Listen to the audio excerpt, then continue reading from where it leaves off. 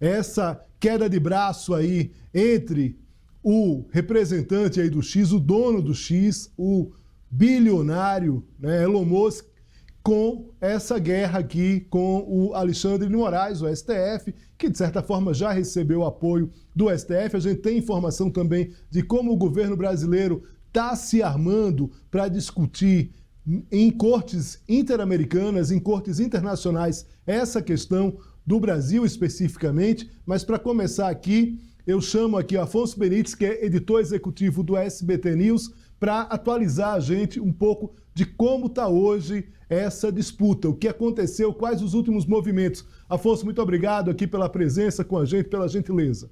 Boa tarde, Léo. Boa tarde a você e a todos que nos acompanham. Então, o que aconteceu hoje? Os advogados do X, o antigo Twitter, pediram ali para o Alexandre de Moraes, para o Supremo Tribunal Federal, que qualquer decisão judicial fosse enviada para a sede da empresa nos Estados Unidos. O Alexandre de Moraes, porque qual que foi a justificativa dos advogados? Foi que aqui o escritório brasileiro trataria apenas da parte comercial, de publicidade, de coisas ali que seriam referentes ao dinheiro, não necessariamente a outros temas que são direcionados, relacionados à questão judicial. E aí, o que o Alexandre de Moraes falou? Ele falou que essas questões, elas beiram ao cinismo. Esse posicionamento beira o cinismo, beira a má-fé. Ele sugeriu que ali haveria uma litigância de má-fé dos advogados.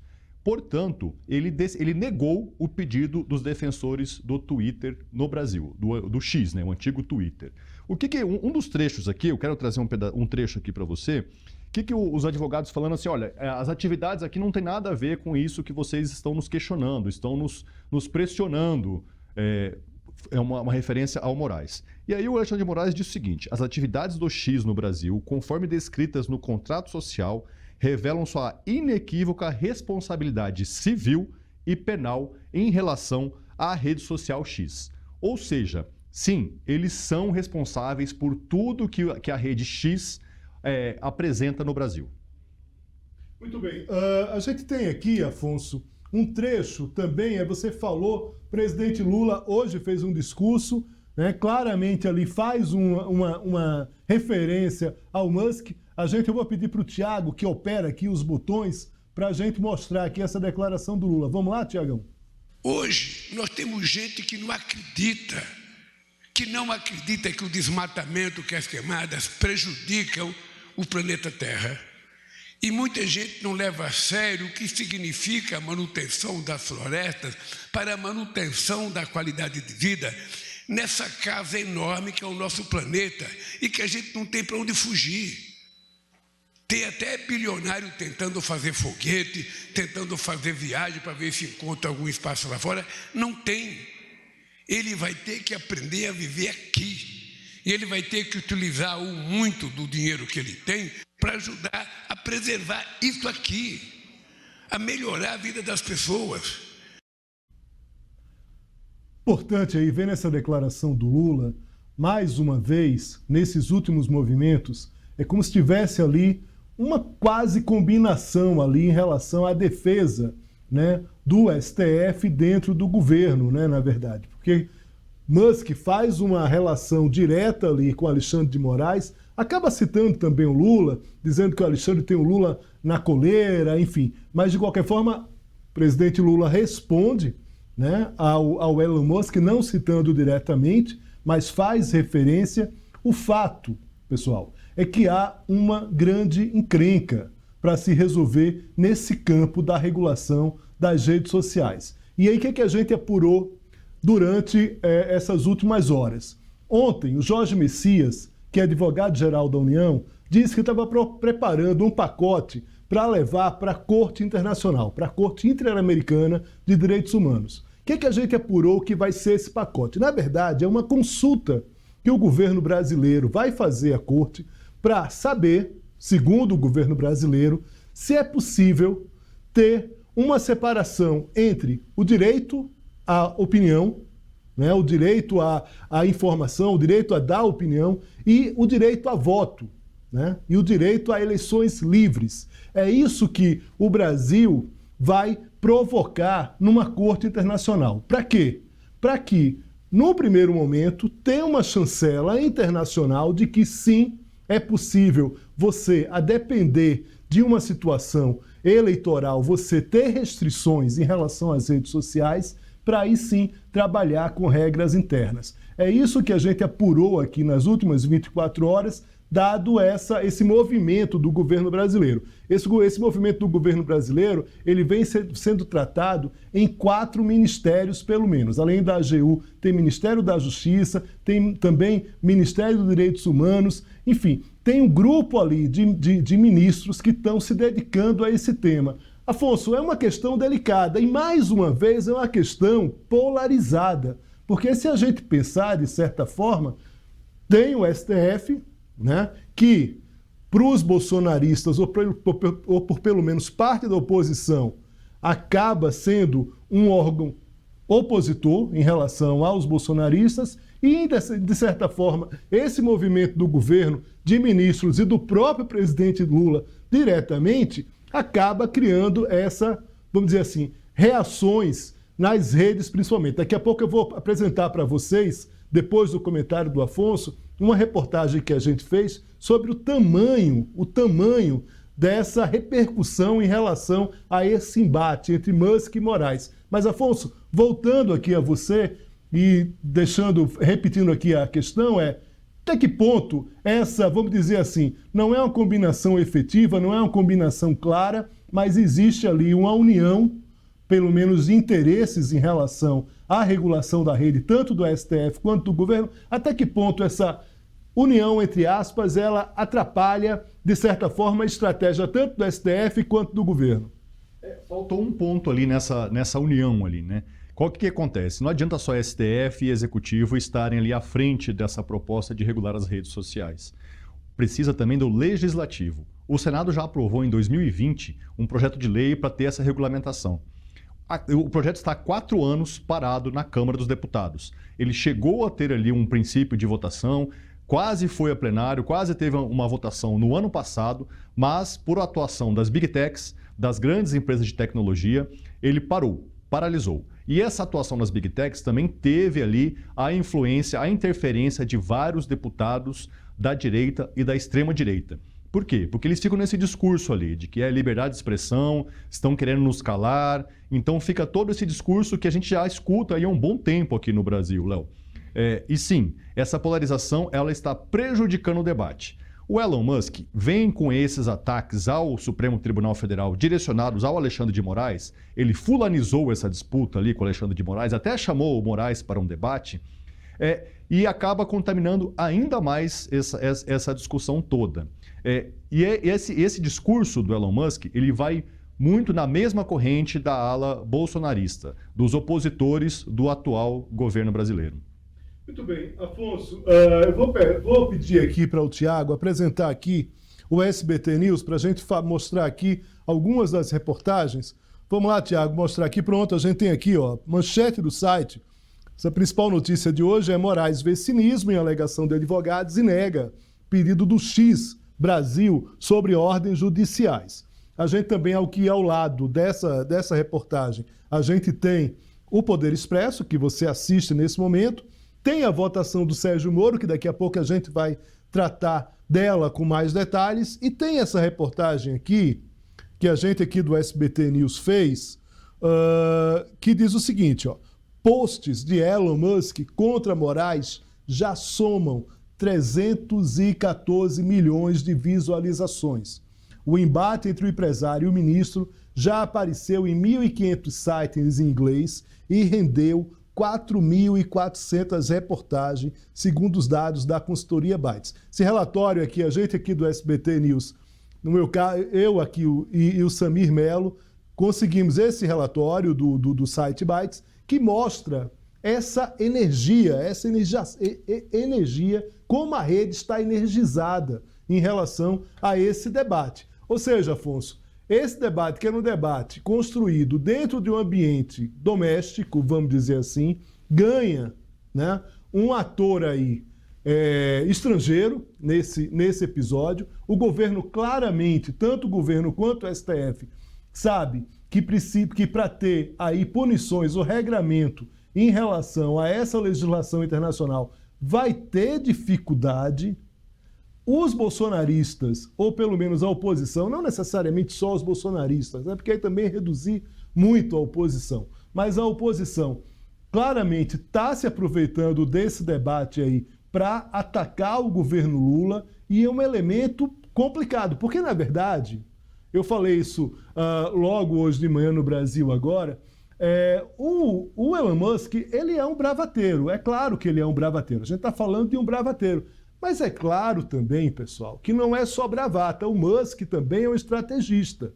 Então, ele sabe até que ponto ele está indo em relação a esticar a corda, enfim, né? E também dobrar a aposta. Se Alexandre de Moraes está dobrando a aposta, o Musk também está dobrando a aposta. Queria uma análise sua, Afonso, desse cenário. O Elon Musk, de certa forma, ele escolhe, vamos dizer assim, o Brasil para, de certa forma, fazer esse movimento. A gente não está falando de um ator simples, a gente está falando de um dos maiores empresários do mundo, um dos homens mais ricos do mundo. Já foi um dos homens mais ricos, hoje está ali na lista dos mais. Quer dizer, não tem ali o que se duvidar do poder econômico do Elon Musk. Queria que você fizesse uma análise ali de um personagem que entra, na realidade, numa disputa eleitoral brasileira, no final das contas, é isso do que se trata, né?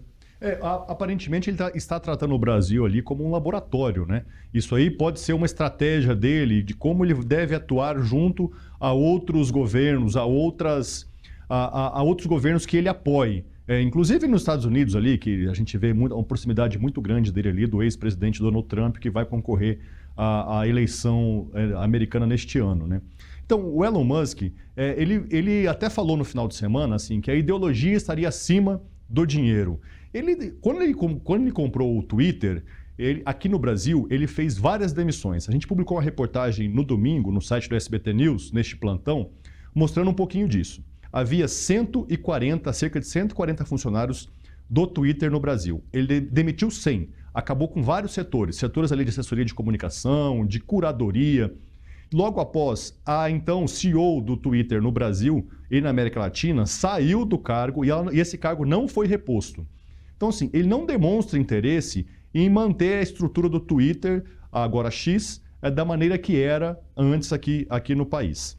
Essa reportagem, a gente cita também uma análise ali, uma avaliação feita ali por fontes do governo de que essa história de que ele vai deixar o país é um blefe. Por que seria isso? Porque o Brasil ele está ali entre os 5 maiores países com números de usuários ativos na plataforma. São cerca de 19 milhões de pessoas. Querendo ou não, se ele ainda tem interesse, ainda que isso signifique peanuts, centavos ali para ele, ali nas contas do bilionário Elon Musk, é um dinheiro que circula, é uma grana que circula ali. São 19 milhões de pessoas ativas ali que frequentemente estão acessando o Twitter, que estão trazendo renda para a empresa.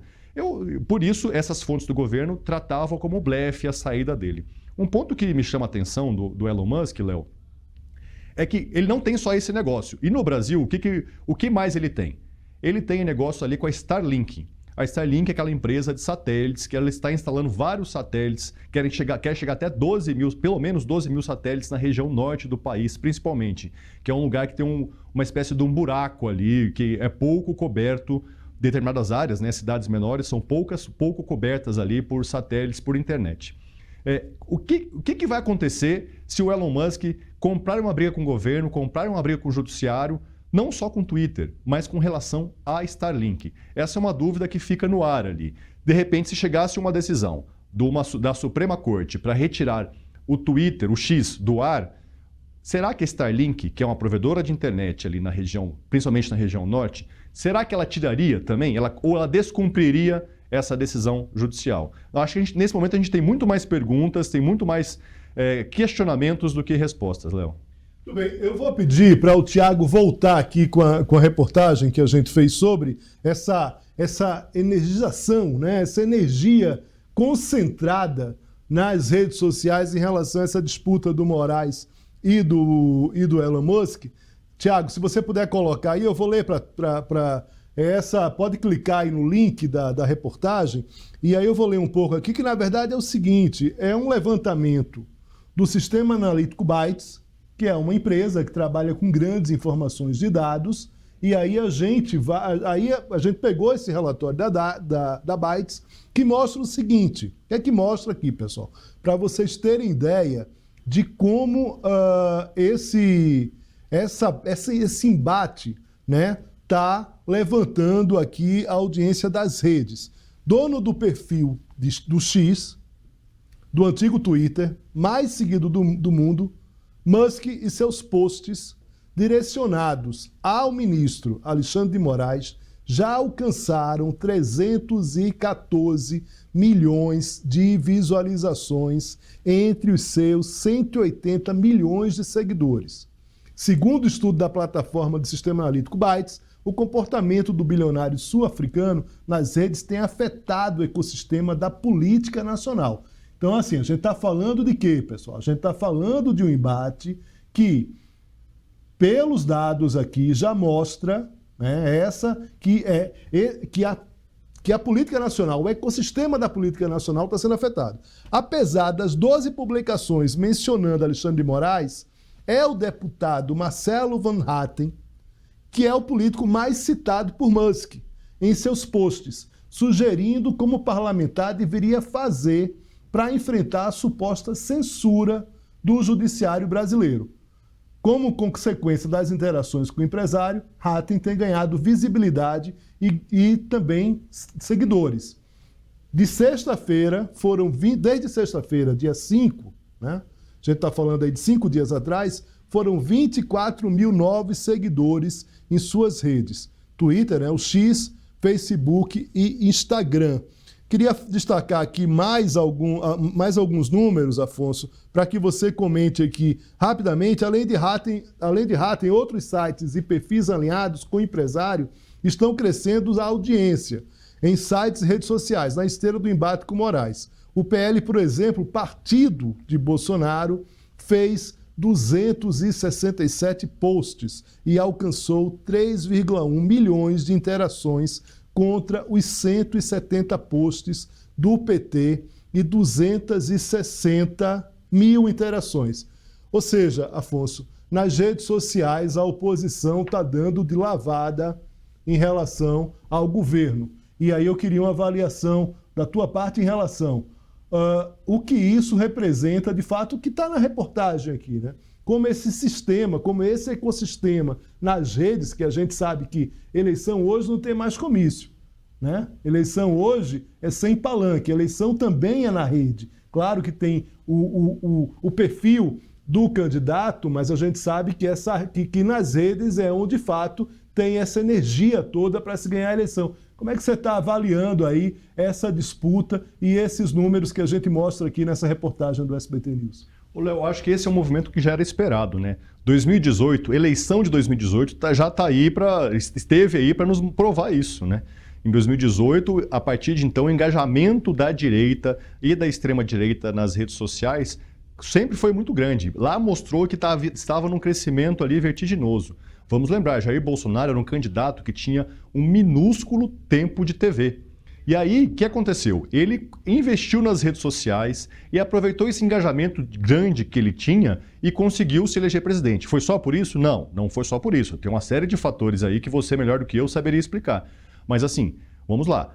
A direita ela tem esse potencial de crescimento nas redes sociais muito maior do que a esquerda. Esse é um desafio do atual governo, do governo Lula. A esquerda ela patina na comunicação e há muito tempo eles tentam ali descobrir maneiras de ampliar o alcance das suas postagens, ampliar o seu discurso, ampliar as suas narrativas. E a gente vê que, nesse caso do Elon Musk, na briga de Elon Musk com Alexandre de Moraes, a direita segue ganhando de lavada, de fato, como você citou aqui mais cedo.